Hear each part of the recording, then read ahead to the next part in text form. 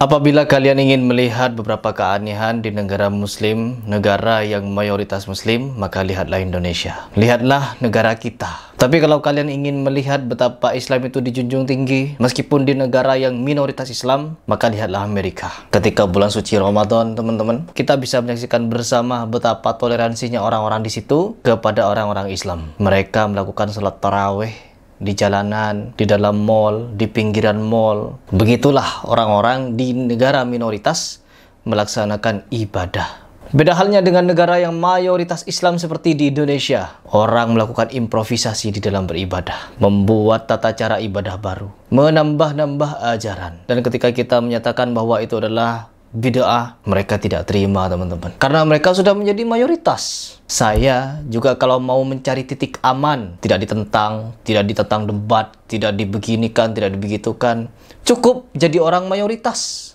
Selesai, ngikuti arus, di mana mereka ini bangga dengan kegiatan TBC-nya. Takhayul, bid'ah, dan khurafat. Takhayul seperti yang saya tentang dari dulu, meskipun saya dulu NU, teman-teman. Saya itu adalah penentang ajaran-ajaran hal seperti itu. Melakukan pukulan jarak jauh, ladunni, al-hikmah, dan lain sebagainya. Yang dimana seolah-olah mereka ini memiliki kekuatan super, yang sampai-sampai ketika dipukul, yang mukul jadi patung, yang mukul mental, diginiin mental. Itu takhayul namanya. Kalau memang hal seperti itu memang ada, Nabi Muhammad SAW adalah orang pertama yang akan menggunakannya di medan perang.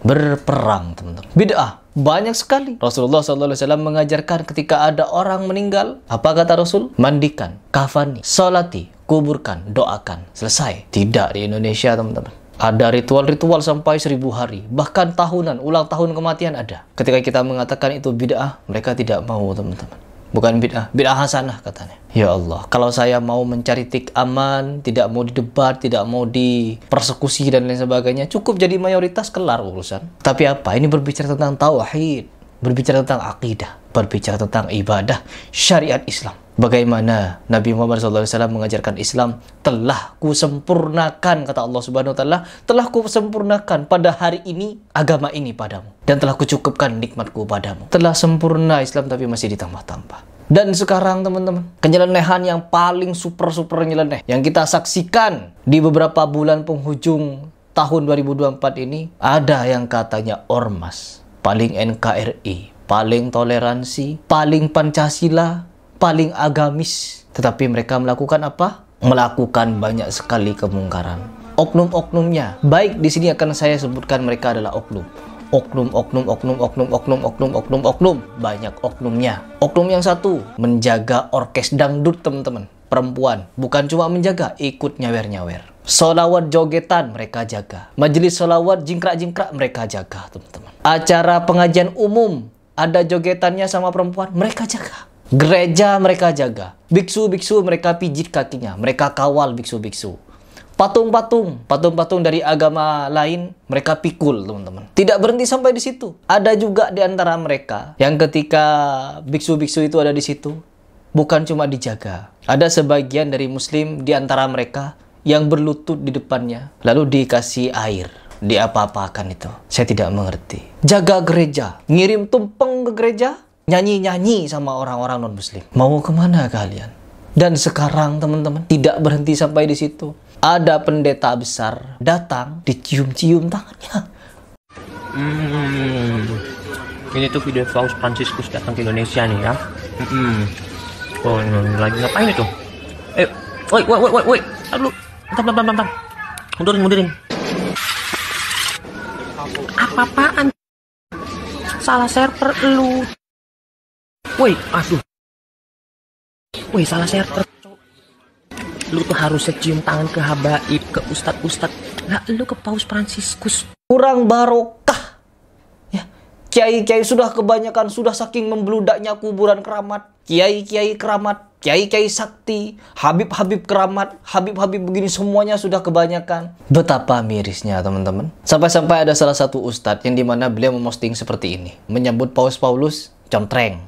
Jagain gereja, contreng. Bejitin biksu Buddha, contreng. Menolak pembangunan masjid, contreng juga, teman-teman. Bubarkan kajian Islam, contreng. Menjaga orkes biduan nyanyi, contreng. Berkawan dengan istri Wil, contreng pula. Ya Allah, dan ketika video mereka viral teman-teman, yang terakhir saya sebutkan tadi, berkawan dengan istri Will, salam-salaman, senyum-senyum sumringah, rangkul-rangkulan, duduk bersama, makan bersama. Oh, kita bukan mewakili ormas. Ini adalah saya pribadi. Saya pribadi tapi banyak ngajak orang. Mau ngapain ke sana? Mau ngapain ke sana? Ya Allah, miris, kacamata kuda. Di Indonesia, kalau kalian ingin melihat betapa mayoritasnya umat muslim di Indonesia, tetapi kebanyakan oknum dari orang yang beragama ini malah seperti itu tindakannya. Kehebatan di negeri ini adalah ketika kita menyaksikan sesuatu perkara, golongan-golongan terkhusus perkara-perkara yang syubhat, perkara-perkara yang aneh nyeleneh, pasti ada saja pembelanya. Dan mereka akan mengusung narasi-narasi Wahabi, radikal, dan lain sebagainya.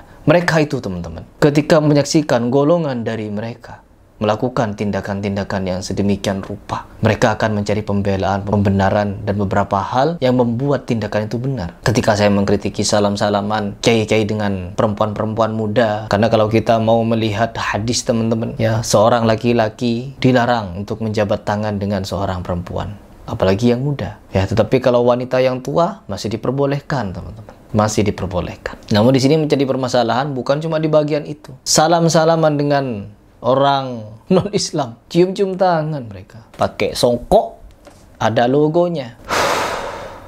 Mau dibawa kemana agama ini? Seperti tidak memiliki marwah di hadapan agama yang lain. Ketika sebagian dari mereka tidak percaya kepada orang-orang ustadz-ustadz dari Salafi yang menempuh pendidikan puluhan tahun, belasan tahun di Madinah, Mekah, Madinah teman-teman. Pulang ke Indonesia, dicengin, dikenyek, direndahkan, dihina, dituduh yang macam-macam. Tapi ketika ada dukun, ya dukun nih, jangankan dicengin, ya dibubarkan saja enggak. Bagaimana saya dulu ketika menentang kepada Banser, Harry Pras tentang Banser. Karena apa? Mereka getol sekali membubarkan kajiannya Hanan Attaqi, kajiannya beberapa asatidz dari Salafi juga. Bahkan dari NU pun juga mereka bubarkan. Seperti kajiannya Ustadz Abdul Somad, mereka bubarkan. Kajiannya Felix Yao, mereka bubarkan, teman-teman. Tetapi kepada Weldo, tidak, nggak dibubarkan. Ningsih Tinampi, Ujang Bustami, enggak, malah dikawal sama mereka. Gufron dikawal. Saya sampai tidak tahu mau berkata apa dengan fenomena-fenomena aneh nyeleneh yang ada di Indonesia. Tetapi masih ada saja pembelanya. Mau sampai kapan? Mau sampai kapan? Di video ini saya sengaja curhat kepada kalian ya. Saya cerita di sini ya. Karena apa? Terkadang dengan cerita-cerita seperti ini, dengan ungkapan-ungkapan seperti ini, akan ada orang-orang yang mau berpikir. Ya kalau mau, bagi yang tidak, ya silahkan. Karena di antara mereka ketika membenci sosok Harry Pras, apapun yang Harry Pras sampaikan, masuk kanan keluar kiri. Seperti itu. Allahu Akbar. Jadi saya tidak punya banyak kalimat di sini. Saya tidak punya banyak kata-kata. Saya hanya memaparkan data, fakta, kenyataan, logika, dan diiringi dengan dalil. Jika kalian mau berpikir, silahkan berpikir. Kalau kalian tidak mau berpikir, silahkan juga. Dan sampai kapanpun, kebenaran harus tetap kita sampaikan. Bukan berlandaskan kepentingan dan bukan berlandaskan keinginan pribadi, tetapi atas dasar sunnah yang diajarkan oleh Nabi Muhammad SAW. Baik teman-teman, mungkin itu yang ingin saya sampaikan kepada kalian. Semoga kalian bisa berpikir dan semoga kalian bisa merenung. Apabila di video ini yang salah, itu dari kesalahan dan kekhilafan serta kebodohan saya. Tetapi apabila ada yang benar, itu dari Allah Subhanahu wa Ta'ala.